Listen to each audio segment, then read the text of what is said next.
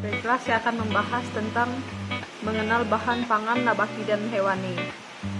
Sebelum itu, perkenalkan, nama saya Jeti dari kelas 11 MIPA 1. Secara garis besar, bahan pangan dapat dikelompokkan menjadi dua, yaitu tumbuhan atau bahan pangan nabati dan hewani.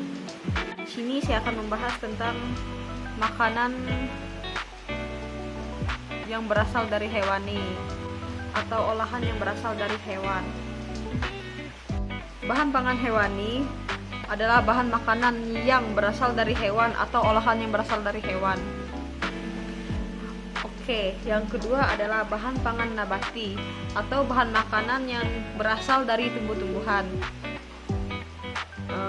Dalam bahan pangan nabati ini bisa berupa akar, bunga, daun, atau buah.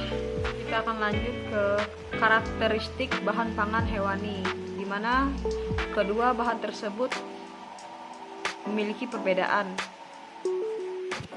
sehingga memerlukan penanganan dan pengolahan yang berbeda. Yang diuraikan dalam bahan pangan hewani adalah susu, ikan, telur. Beberapa karakteristik yang berbeda. Yang pertama adalah daya simpan lebih pendek, di mana daya tahan simpan hewani lebih pendek daripada nabati. Pendeknya daya simpan ini terlihat dari struktur jaringan hasil hewan. Dan yang kedua bersifat lunak dan lembek, di mana bahan pangan hewani ini lebih cepat sehingga mudah terpenetrasi oleh faktor tekanan dari luar.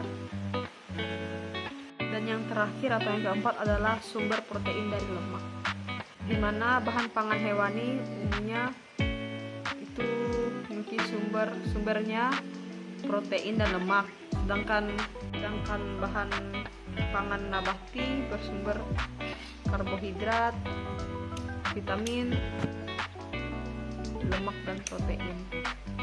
Dan pentingnya pengolahan makanan hewani, yang pertama adalah dapat memperpanjang masa simpan, dan yang kedua meningkatkan kualitas, dan yang ketiga meningkatkan daya tahan, dan yang terakhir nilai tambah.